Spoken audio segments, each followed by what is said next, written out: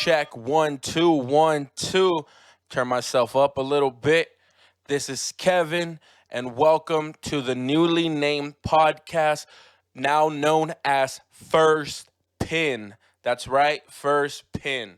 And the reason for the name change is I didn't want to keep going with Kevin's pro wrestling show. I wanted this to be a proper show with a proper name for also the channel.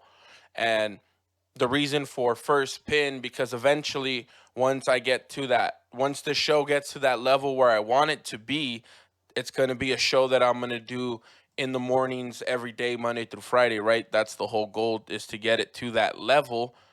And what better name than First Pin, right? For me, when I hear First Pin, usually that's how a match ends in a show, is the first one for a pinfall. And I didn't want to put first pinfall because I feel like pinfall is too much of a long name, and I know I'm going on about this, but I feel like First Pin, like I said, eventually it's going to be a show you guys are going to hear on the daily, and that's going to be, I feel like eventually it's going to build itself and it's going to get to where it needs to be.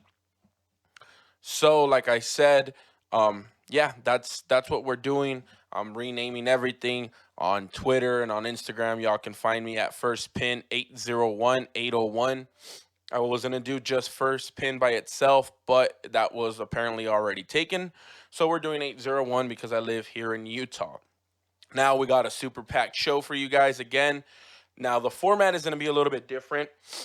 I'm going to go off right now. We're going to go into the results. I'm going to read off all the results, and then we're going to go into wrestling news and rumors, and then we'll go into what I think was the most important stuff of the week. We'll do, I know we didn't do it last week, but we'll go into wrestler of the week and show of the week, and then in the end, I'll give you guys my predictions for WWE Elimination Chamber that will be this Sunday. Looking forward to that. That's going to be pretty interesting. I guess somehow, some way, we're not going to see no WWE Championship or no Universal Champion match because that's all set for WrestleMania now. And yeah, so yeah, let's just get into it. Eventually though, I just sent out to someone, which I'm gonna give him a quick shout out actually too. But I'm about to give him right now the shout out. But I do have someone that's going to be working on the intro for the show. He also does podcasting himself. He is the man from the show, also known as Turnbuckle Trash. You guys can listen to him on turnbuckletrash.net. He is David Denton. Shout out to him. He gave me a shout out on his show, which I didn't even ask for. And I think it was pretty crazy. I was listening to his show. He just dropped it the other day, and he just gave me a shout out on there. And I was going to give him a shout out not eventually. I mean, on this show, because I just recently started talking to him, and he's a really cool dude. He's an older guy and everything, and it's pretty awesome to know that someone else is doing the same thing that I'm doing. We have a big age gap or whatever the case is, but it's still awesome to know that he's also a big wrestling fan. He's been a wrestling fan longer than I have, most definitely, but still. So let's get into it. Let's get into all the wrestling results of this week. Like I said, I'm just going to go off, read off all the wrestling results, and then we'll get into the wrestling news and rumors, and then we'll get into talking points and some more, all the talking points for the show. And, we'll just see. Hopefully it can be a good show for you guys. So before we start, I want you guys to hit that subscribe button, hit that like button, comment down, let me know what you think. Again, you can follow me on Twitter and Instagram at firstpin801. That is firstpin801 all together. So let's jump into it. Starting off with Monday Night Raw, we had the Street Profits defeat Rollins and Murphy to become the new Raw Tag Team Champions. Riddick Moss defeated Ricochet to retain the 24/7 champion. Aleister Black defeated Carl Anderson. Then Aleister Black defeated Luke Gallows via disqualification. AJ Styles then defeated Aleister Black. Liv Morgan defeated Ruby Riott. Shayna Baszler defeated Kairi Sane via submission. And Rey Mysterio and Humberto Carrillo defeated Andrade and Angel Garza. Now let's get into Wednesday night AEW Dynamite. We had SCU and Colt Cabana defeated Dark Order. Big Swole defeated Leva Bates. Pac defeated Chuck Taylor. Jake Hager defeated QT Marshall via submission. Chris Jericho defeated Sammy Guevara. I mean, defeated Sammy Guevara. My bad on that one. Chris Jericho and Sammy Guevara defeated Darby Allin and John Moxley. And that was the AEW show. Now let's get into Wednesday night NXT. Dakota Kai defeated Tegan Nox in a steel cage match. Then we had Chelsea Green defeated Shotzi Blackheart to qualify for the NXT Women's Championship #1 Contenders ladder match at NXT TakeOver Tampa. Then we had Undisputed Era defeated Danny Burch and Oni Lorcan. Austin Theory then defeated Isaiah Scott. And then we had Roderick Strong defeated Velveteen Dream in a steel cage match. Now let's get into Friday Night SmackDown. Bayley and Sasha Banks defeated Naomi and Lacey Evans. Sheamus defeated Apollo Crews. Mandy Rose and Sonya Deville defeated Carmella and Dana Brooke. And Robert Roode and Dolph Ziggler won the gauntlet match. And with them winning the gauntlet match, they won the opportunity to enter last at the Elimination Chamber match for the SmackDown Tag Team Champions. So overall, it was a good week of wrestling. The Street Profits became the new Raw Tag Team Champions. That was the big one off of Raw. AEW was a really good show, and so was NXT. And SmackDown was, it was an all right show. It's crazy to say that SmackDown was only 4 matches, but it is what it is. The one thing that I do want to comment on real quick about that show is, so Heavy Machinery basically went through everybody. They went through New Day, Lucha House Party. They also went through Miz Morrison. And who was the other team that they went through? And the Usos.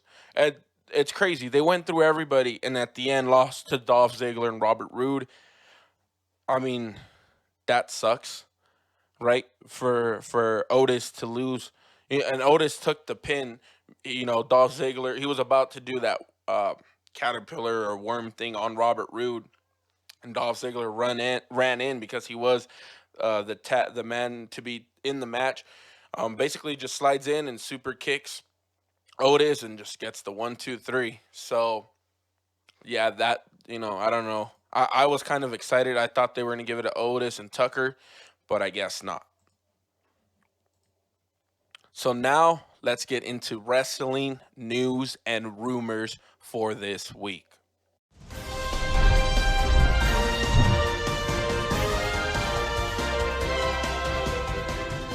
Matt Hardy has officially stated that he has become a free agent. On Monday is when it happened. Monday at midnight, he released his thoughts from the throne, thanking WWE, and that he was excited to become a free agent. Now, he also, on Wednesday, if I'm not mistaken, I think like a day or two after he released the delete. He's on the series finale or whatever, and it's a 3-part. And on that, basically, the whole thing of it, the whole big news that came out of there is that in the end, the Young Bucks, or as he says, the Bucks of Youth, showed up at the Hardy compound. And I honestly do believe, and I hope he does go to AEW and is the exalted one and is the leader of the Dark Order, because the Dark Order needs him. The Dark Order needs him in AEW more than Matt Hardy needs them. So that's going to be pretty awesome. Also, Survivor Series was announced for November 22nd, 2020, and that will be in Dallas, Texas.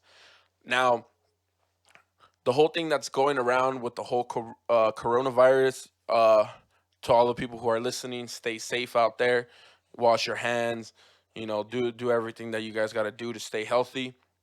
But it was they had a couple cases detected in Tampa Bay, Florida, which is of course the host of WrestleMania 36.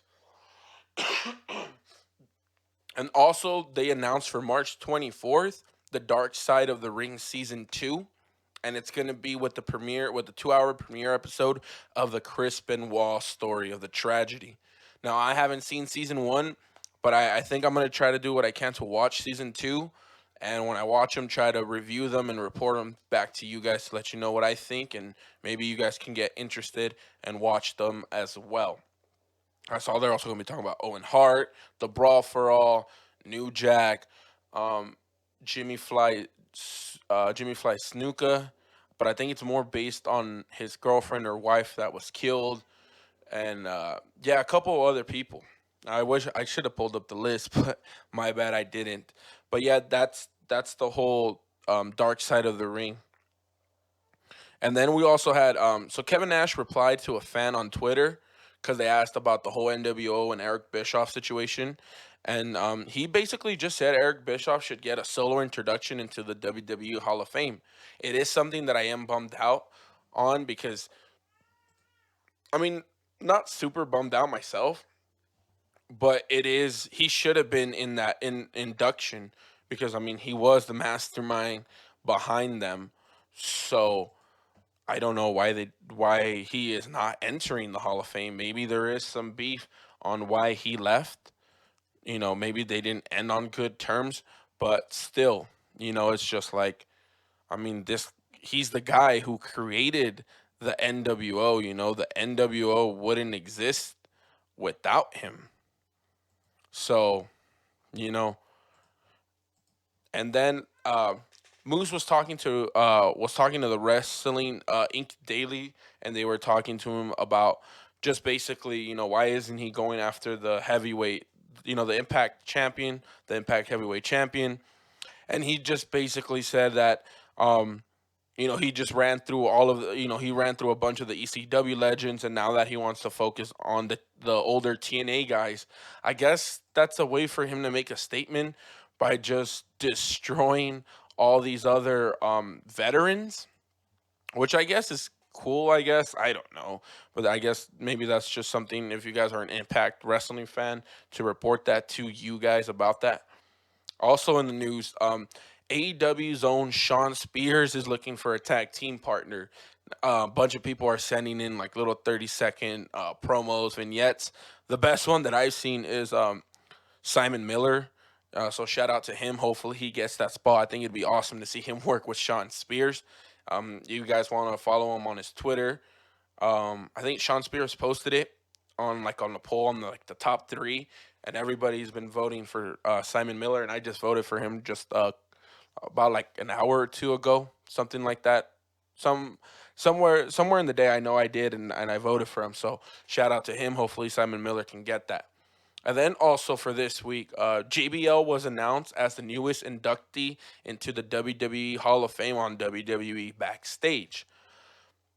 So that's pretty cool. I mean, well deserved. A lot of people are talking about his past and all the stuff that he did in his past, but I mean, he's doing so much better now, and with everything that's been going on, I guess he's been helping a lot of like third world places and stuff like that. So also on backstage, they had Jeff Hardy. They asked him a couple questions, and the key things that I took out of it is basically he was saying that the person that he would like to get in the ring with is Roman Reigns when he returns into the ring. Now, the biggest thing about that is people will boo Roman Reigns because people rather have Jeff Hardy over Roman. Now, that's cool, but I don't think the WWE will do that. They don't want Roman to go back down that path unless they turn Roman Reigns heel, which I posted on a wrestling group. I think it was the Busted Open Nation group on that, and a lot of people are saying that they don't have a problem with Roman Reigns winning, but they want to see him turn heel. So a lot of people want that Roman Reigns heel turn because a lot of people think that he would be a good heel. Um, I think he'd be a great heel, a small faction with him and the Usos. All of them turn heel. Roman Reigns as the Universal Champ and put the Usos as the SmackDown Tag Team Champions. That'd be pretty cool. Also, he said that he wants to stay in the WWE because he feels like there's still something left for him to do. He doesn't know what it is, but he still feels it. I guess in his heart that he wants that he still has something to do.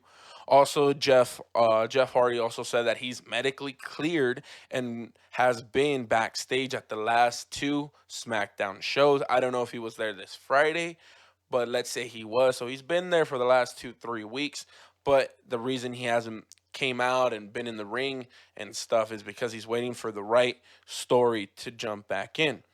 And now the crazy thing about WWE Backstage on Tuesday, it only got 18,000 viewers, the lowest in WWE Backstage history.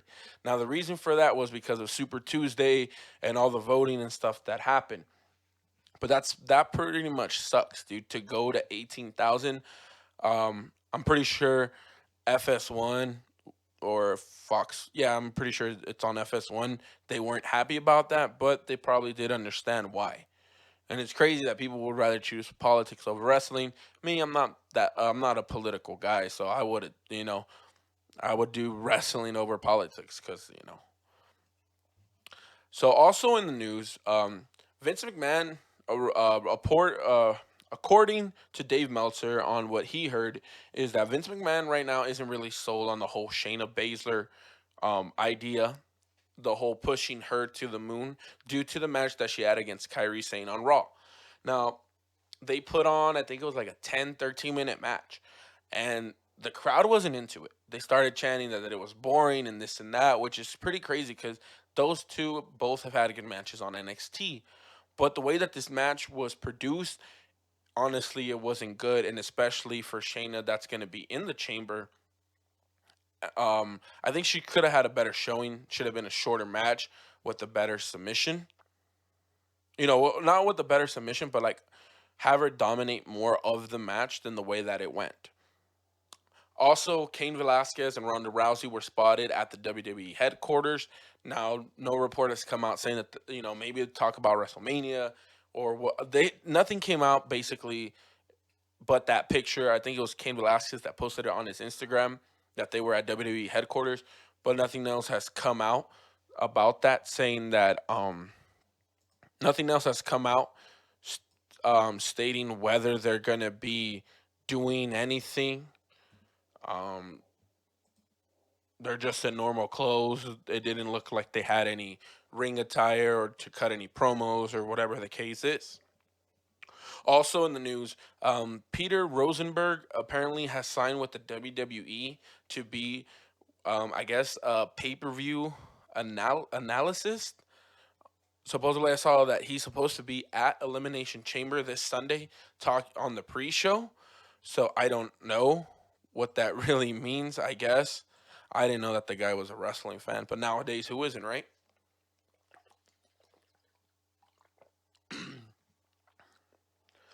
Also, it was announced today.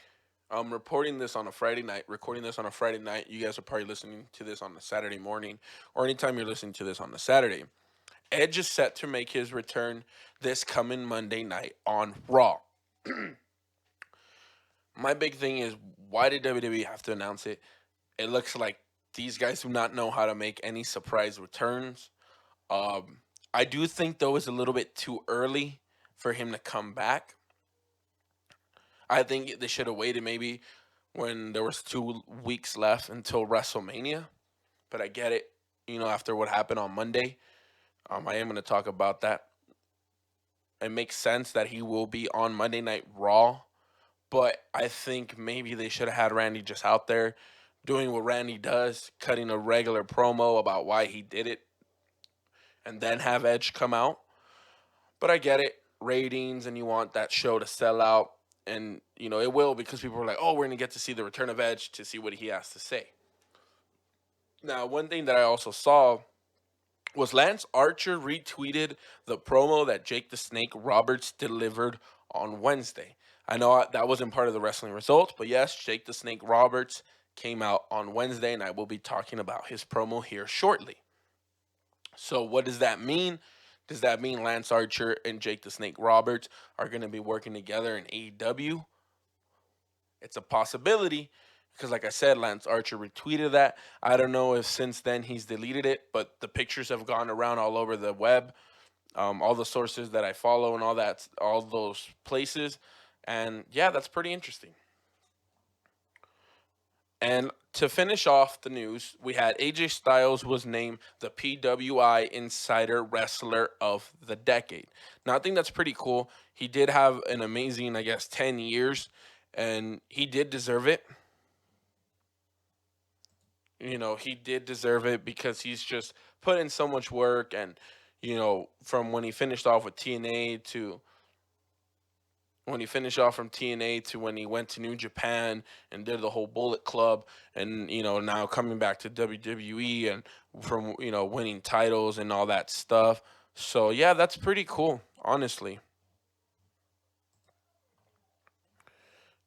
And yeah, that pretty much wraps it for the news and rumors for this week. Let me just double check here online.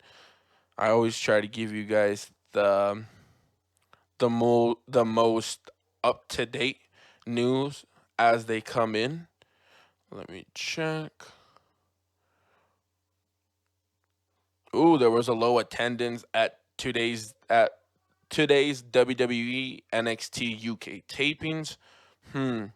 Maybe because of the coronavirus. I don't know. It just has to click on it for the photos to see how the arena was. That sucks, honestly, if that was the case. Apparently on SmackDown. Oh yeah, on SmackDown, it looks like it's gonna be King Corbin and Elias going into a feud together. That's gonna be pretty interesting. We'll see how that goes. Oh, and let's see right here. The AEW Revolution pay-per-view buys. Let's see what it says. It says the Revolution buys for Fight.tv were the highest for any AEW show to date. Let's see.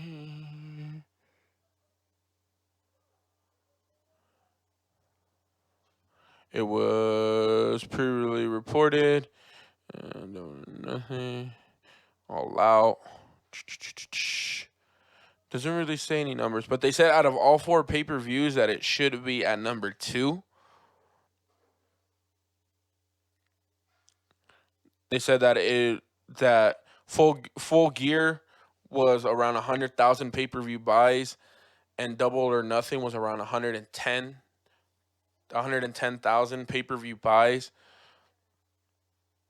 and All Out was around 100,000 pay-per-view buys. So they're thinking, I'm guessing they're gonna think like around 105,000 pay-per-view buys.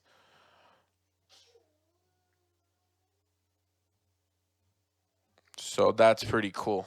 Yeah, so yeah, out of all 4 pay-per-views, this was the second most bought pay-per-view that they've had.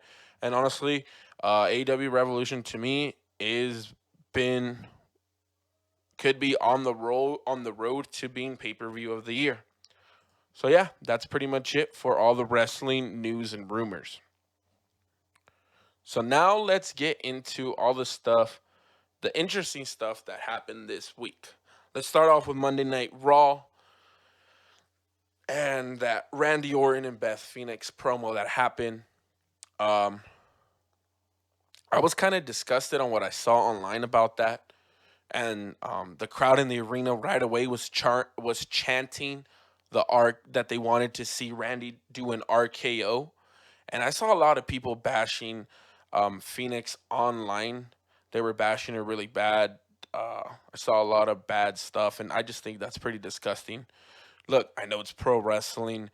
I know it's all scripted and it's all written and whatever the case is. And yes, I know it's pro wrestling, but that's no way to respond to this. The crowd was chanting RKO, RKO, and then when he finally hit her with it, the crowd was just like, "Oh, like he really did that."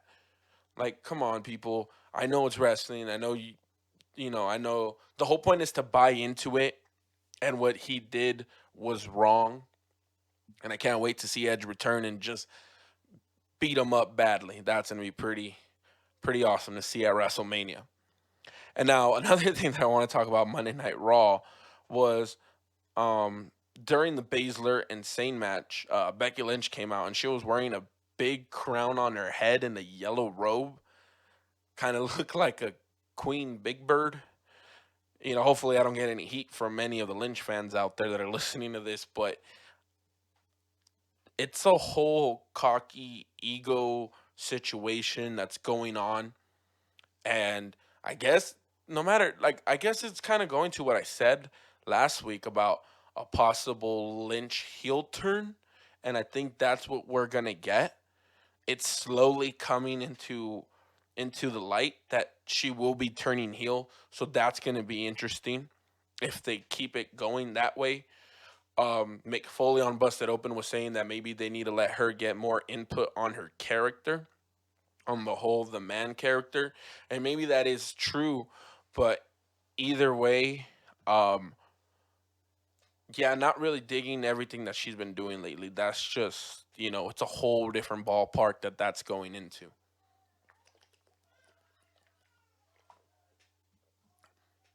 Sorry, I was getting some water.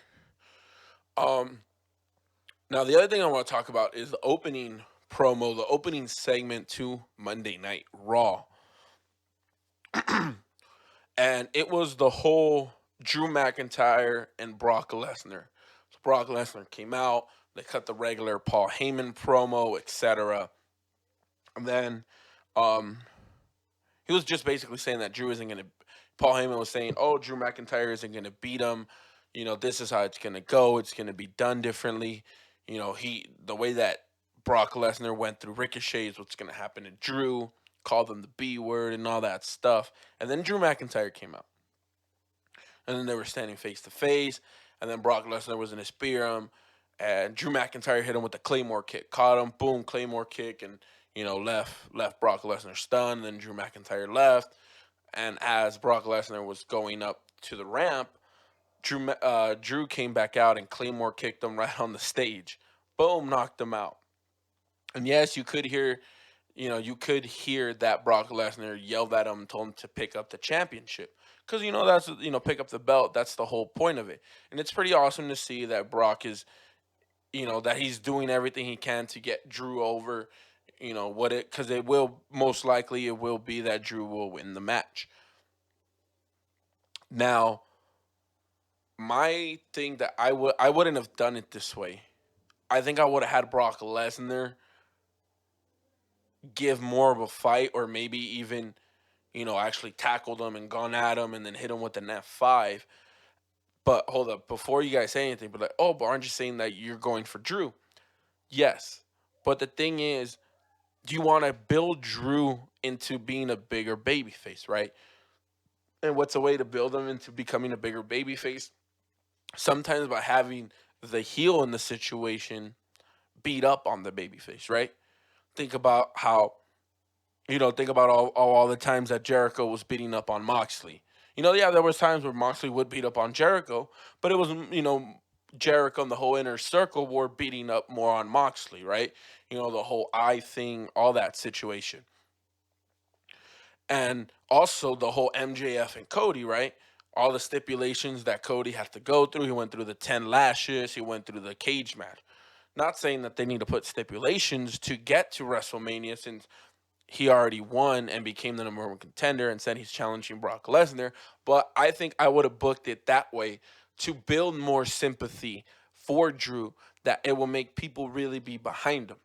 Because one thing that I said is, I don't know if they can keep booking Drew McIntyre into just, having these super quick matches. Yes, is it making Drew look good? Yeah. But how long are they going to keep that going until WrestleMania? Now, this week they didn't do it, which is good. It's awesome that we got a break from that. Maybe see a little bit more interaction between these guys. Hopefully, we do see eventually Brock Lesnar beating up Drew McIntyre. I don't mind if these guys, you know, every week Drew gets the upper hand, then Brock, then Drew, then Brock. Like that, people are like, oh, it's gonna build up into this big match. And that's gonna be pretty awesome. But Yeah, that's just something that I wanted to mention is I think I would have done that a bit differently. And also, to stay with the whole Drew McIntyre thing, I would have put him in an elimination chamber match, putting his number one spot on the line. The two elimination chamber matches, I could have the SmackDown one. Hopefully, if it's fun, that's cool. But I could have done without the women's one because I think Shayna will win. But I do when I get on the predictions, I will talk about that on what I would like to see done to make that match really interesting. But yeah, I would have put him in a match against in an elimination chamber match against possibly Eric Rowan, Seth Rollins, Kevin Owens, AJ Styles, Aleister Black, Randy Orton. Like just have him go through a bunch of people and kind of just have him dominate a bunch of dominate these big names. I mean, I know Eric Rowan isn't a big name, but all the other ones, dominate these big names in a chamber match and just give him that whole presence, that whole feel that he is gonna be that guy that can beat Brock Lesnar. Now, sticking on Monday Night Raw, I want to talk about the frustration that I have about what happened with Ricochet and Aleister Black. Let's get into the whole Ricochet thing. So Ricochet lost minute and a half. I think it was like a minute and a half, 2 minutes to Brock Lesnar at Super Showdown. I understand why they did that. To make Brock Lesnar look good, and like I already went into it about the Super Showdown, and shout out to David, super letdown. It wasn't a super letdown. There were some good matches, but that match was a super letdown. So to have him go after the 24/7 title and lose to Riddick Moss and hardly got any offense in, supposedly the rumor is that Vince is done with them and basically was a bury, that they were burying him. Don't know how true that is because Vince, one at 1 minute he likes the guy, 1 week he likes the guy, the next week he doesn't. Now some people are like, oh, I don't want to hear the whole Barry thing. Look, my show is different. I'm trying to give you guys my perspective. Look at Cedric Alexander. He was having these matches with AJ Styles. We're like, okay, Cedric's eventually gonna get that win and become the United States champion. Now I think the last time he had a match was like 2 weeks ago on Main Event or something. The last time I saw him on Raw, I think he teamed up with the Street Profits. If I'm mistaken, I might be mistaken on that. But it's just, come on. Hopefully it's not. Ricochet is an amazing wrestler, and hopefully he can keep going forward. But we'll see. And now the other frustration with Aleister Black. So the whole Aleister Black defeating Carl Anderson, Luke Gallows, and then losing to AJ Styles. I think I saw that it was his first loss on TV in a year. So my whole thing about that is AJ Styles came out and says, "Oh, before you wrestle me, you got to go through Carl Anderson and Luke Gallows." And oh, sorry. And that was pretty dumb. He's like, "Oh, you didn't see the contract, this and that." Goes up against Carl Anderson. I might have him mistaken. Won the match, and then he got beat up by Luke Gallows super bad that the refs just stopped the match and gave the victory to Aleister Black, but via disqualification. But AJ Styles then got in, and the ref just rang the bell. Like, wait a minute, dude, you just stopped the match because Aleister Black got beat up super bad, but against AJ Styles, you're just gonna ring the bell. And then AJ Styles beat him, and then he beat him and pinned him in like how Undertaker pins, crossing the hands and sticking out his tongue or whatever. Why Aleister Black? They are gonna have a match at Chamber, but why did they have to do that to him? And then, like I said, we had Jake the Snake Roberts came out at AEW, and he cut a really good promo on Cody, saying that he has a client that's coming to AEW to destroy Cody. What is that? Who that client is? I got a feeling it might be Lance Archer. I guess. I hope it's Brody Lee. I think it'd be pretty cool to have him be Brody Lee's voice. Cutting the promos for Brody Lee. But it could be Lance Archer, and some people are saying Matt Hardy. Though I don't think Matt Hardy needs it. But with Lance Archer, it would give him that to either Lance Archer or Brody Lee, it would give them that significance that they're getting put over by a legend. So yeah, that's pretty awesome to see Jake the Snake Roberts back. Now, one thing that I did see online where people like, oh, you're complaining about the WWE and how they use their legends. Wait a minute. Look at all the legends in AEW. Yes, DDP wasn't a match, but DDP lost and put over MJF, right? Arn Anderson is there, and who is he with? Cody. Tully Blanchard is there, and he's with Shawn Spears. So I don't have a problem with Jake the Snake Roberts being there if he's going to be the manager for another wrestler to put them over. It's not like Jake the Snake Roberts is coming in and winning the championship. No pun intended towards Goldberg. Because like I said, my big thing with Goldberg is he is a part-timer. We're probably not going to... We didn't see Goldberg on SmackDown. We're probably not going to see him until a week or two before WrestleMania. The whole Chris Jericho thing is, Chris Jericho, yeah, he's 49, 50, but he was there every week. Was he wrestling every week? No, but he was still on TV. So that's the big difference that people need to understand. AEW is using legends to put other talent over, younger talent over, while WWE is bringing in a 53-year-old to win the championship that we won't see him in another match until WrestleMania. That's what it is, people. Now, one thing that I did want to mention is I am super impressed on Cody and what he's been doing ever since basically he's left WWE and all the stories he's been involved in, from Nick Aldis to the story with Dustin Rhodes, Shawn Spears, Chris Jericho, and MJF, and now whoever his next feud's going to be with. Pretty awesome. Also, from the AEW show, we had the new faction forming, Death Triangle, Triángulo de la Muerte, between Pac, Pentagon, and Rey Fenix. That's going to be awesome. I think these three are going to be perfect together because Pentagon and Phoenix don't really speak English, and Pac does, even though Pac has the accent. It's going to be awesome. I think we are hopefully eventually going to see them introduce a six-man championship into AEW, and they already have so many trios, SCU, now Death Triangle.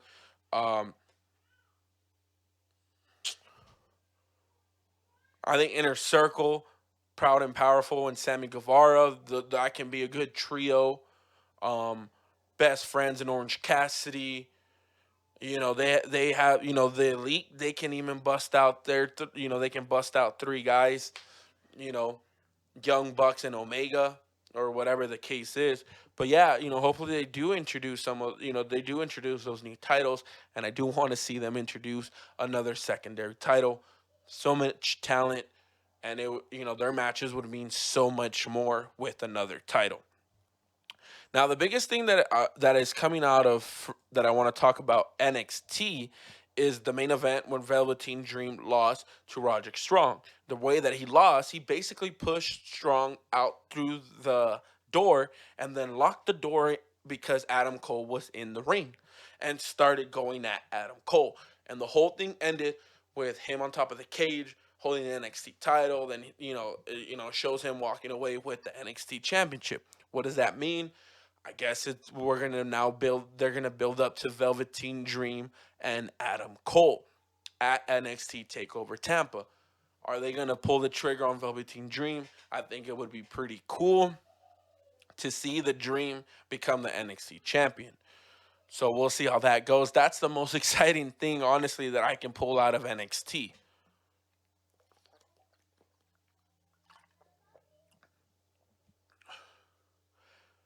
So, let me see. Where are we at? We're at the 40-minute mark. Yeah. All right, let's keep it going. Almost done, basically. I'm going to try to keep this in an hour, a little bit under an hour. Now let's talk about, real quick, that's all the big major news. I want to talk real quick to all my local Utah wrestling fans. I just want to give a quick shout out to UCW Zero Ultra Championship Wrestling Zero. Last time I talked to one of their guys, they're looking into moving into a new arena. Can't wait for that. Going to be going out hopefully whenever they move into an arena and announce. I want to give a congratulations to Devotional Championship Wrestling that today, well tomorrow on Saturday, they're going to be having their first show airing on the local CW channel here, and they are going to be having, I think it's called Match Madness. They're going to be having their event on Saturday night. That's going to be pretty cool. So shout out to them.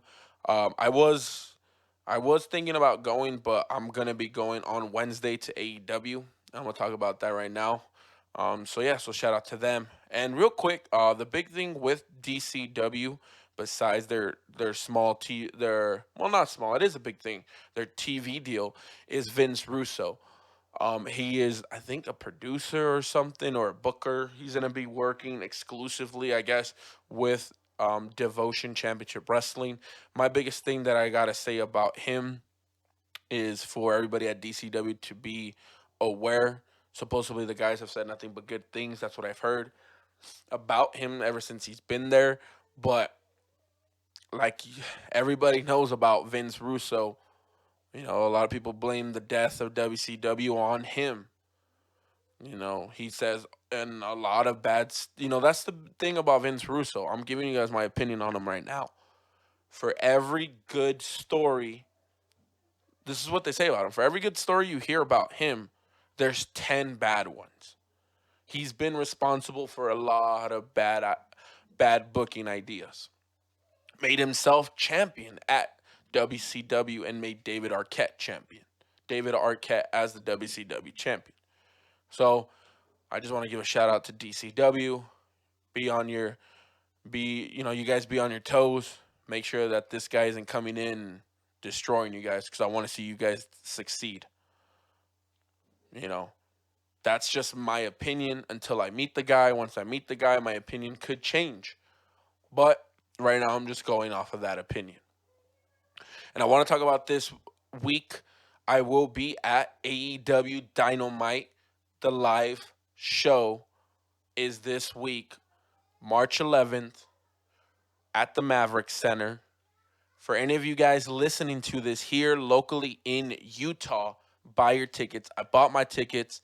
It's going to be awesome. It's going to be fun. The biggest thing that I'm worried about is it's not sold out. They're not really selling out. Hopefully more people buy their tickets at the door. I saw some people were commenting on one of my stats that I posted on the Utah wrestling Facebook group that we have. Some people are like, "Oh, the same thing with Colorado," but a lot of people bought the tickets at the door. So hopefully that's the case. And the whole reason I'm saying that is because I want to see AEW come every year. And if they don't sell out and they have low attendance, it could affect them coming back, which is the reason that we're going. I'm gonna be going out with my wife, my daughter, my son, and some more family. And that's the main reason I'm going. It's awesome. It's gonna be awesome. It's my first show, my first big wrestling show that I'm going to. The last one I went to was Elimination Chamber in 2011 in Oakland, California. Back when I live in California, so it's my first show since 2011. Yeah, it's been that long. So that's where I will be Wednesday. I probably will do a small special podcast talking about my experience, or I'll just make that a big talking point on the next podcast for next week. So that's pretty much going to cover all of that. Now let's get into, we're almost done here. I'm going to get into my Elimination Chamber predictions. For the women's Elimination Chamber match, the winner will get the Raw Women's Championship match at WrestleMania. We have Natalya, Liv Morgan, Shayna Baszler, Asuka, Ruby Riott, and Sarah Logan. I'm predicting Baszler will win. I think one thing that would be cool is have her dominate everybody, and in the end, the last one to enter would be Asuka, and then they have a really awesome 15-20 minute match that could possibly set something up if once Baszler wins at Mania. I think that would be a really good feud to see these two wrestle and go at it. I think that would be a great feud for Baszler once she wins the championship. But we'll see what WWE does because the whole Vince rumor is that he's not really sold on her anymore. Then we also have the Intercontinental Championship on the line on a 3-on-1 handicap match. Braun Strowman versus Nakamura, Cesaro, and Sami Zayn. I think I think Strowman's gonna retain. I don't see him losing the belt right now. And then for the SmackDown Tag Team Championships, I think I'm gonna say Heavy Machinery. I would love to see them win. Their Otis is so over with the crowd with everything that's been going on, but I would not be surprised if Miz and Morrison retain. They just won the belts. It'd be pretty crazy for them to pull the belts from them so soon. So I'm gonna lock it in and say that will happen, and I'm gonna go with Heavy Machinery. So don't be surprised if Miz and Morrison retain. Then we have Aleister Black versus AJ Styles in a no DQ match. I'm gonna go with Aleister Black winning, but due to interference from The Undertaker. The Raw Tag Team Championship match, I'm going to have the Street Profits. I'm going with them defeating Rollins and Murphy, which will then lead into Rollins and Kevin Owens at WrestleMania. And we also have the United States Championship match, Andrade versus Humberto Carrillo. I think Humberto Carrillo will win the belt from Andrade. And also they announced Daniel Bryan versus Drew Gulak. For Elimination Chamber, Daniel Bryan's going to win, but I really do hope they can put on a 10 to 15 minute match, a really good wrestling clinic. And by the looks of it, those are all the matches that are announced for the Elimination Chamber that will happen this Sunday. Now I'm going to finish off with this last thing. This little last rant about the WWE Hall of Fame. I think it's time for them to induct ECW legends. Why? Well, the whole reason is ECW and WWE worked together and they did some invasion angles during the 90s. Vince McMahon actually helped them with those invasion angles to promote their first ECW pay-per-view. Now, the people that I think deserve to be in it is Tommy Dreamer, Taz, Raven, Rhino, The Sandman, Rob Van Dam, Dudley Boy, Sabu, and of course, Paul Heyman. I mean, everything that they have accomplished speaks for themselves, right? Tommy Dreamer, the biggest ECW babyface, he won the ECW World Heavyweight Champion, was a tag team champion in WWE. He was a 14-time hardcore champion, and his rivalry against Raven was, honestly, you can say, is one of the best in pro wrestling. Taz, he was a 2-time FTW heavyweight champion, which is, of course, the belt that he created. He was a 2-time ECW World Heavyweight Champion, a 2-time ECW World Television Champion, a 3-time ECW World Tag Team Champion. He was the 3rd ECW Triple Crown Champion. He won the Hardcore Championship 3 times and won the Tag Team Champions once. Raven was a 2-time ECW World Heavyweight Champion, a 4-time World Tag Team Champion, and I guess a 27-time Hardcore Champion. That's pretty insane. Rhino won the ECW World Heavyweight Championship once. He was a 2-time World Television Champion, a 3-time Hardcore Champion in WWE, and a 1-time SmackDown Tag Team Champion. The Sandman was a 5-time ECW World Heavyweight Champion and a 1-time ECW World Tag Team Champion. And RVD speaks for himself. He was a 1-time ECW World Heavyweight Champion, 1-time World Television Champion, and a 1-time ECW World Tag Team Champion. Was a 1-time WWE Champion, a 4-time WWE Hardcore Champion, a 6-time WWE Intercontinental Champion, a 1-time European Champion, a 3-time Tag Team Champion, and was the 2006 Money in the Bank winner. Dudley Boyz 8-time ECW Tag Team Champions, and we're the 9-time WWE Tag Team Champions. Yes, I know the Dudley Boys are already in the Hall of Fame, but there's nothing wrong with them being 2-time Hall of Famers. Sabu is a 1-time ECW FTW Heavyweight Champion, 2-time ECW World Heavyweight Champion, a 1-time ECW World Television Champion, and a 3-time ECW World Tag Team Champion. And Paul Heyman, the brains behind ECW, that pushed them to the extreme to get them to where they were as a real alternate to WCW and the WWE. So, like I said, those guys have really good resumes. And like I said, they deserve to be in the Hall of Fame. The Hall of Fame, the WWE is putting the NWO. Basically, the NWO was behind those 83 weeks that WCW beat the WWE, right? So why not put ECW in the Hall of Fame? Is it maybe that they're waiting until all of these guys retire because Tommy Dreamer's in Impact, Taz is at AEW, RVD's at Impact, Rhino's at Impact, maybe because of that. But that shouldn't be the reason that they don't do this. They need to put these guys in the Hall of Fame. Like I said, if you guys helped ECW with their first, leading up to their first pay-per-view by letting them do these invasion angles, why are you waiting so long to put them in the Hall of Fame? You could make a case for other people like possibly Shane Douglas, other people from the ECW era, but these are just the ones that I think do deserve it. They do deserve to be in that WWE Hall of Fame. I think it's time. There's also other people that do deserve it that I will rant about them later, but that is my small rant. That these ECW guys, Tommy Dreamer, Taz, these ECW legends, Tommy Dreamer, Taz, Raven, Rhino, the Sandman, Rob Van Dam, Dudley Boys, Sabu, and of course Paul Heyman all deserve to be inducted into the WWE Hall of Fame. Though I do think Paul Heyman will eventually get inducted, but why not get him inducted with these ECW legends? So let's do it, WWE. Pull the trigger and pull it now. So that's pretty much it.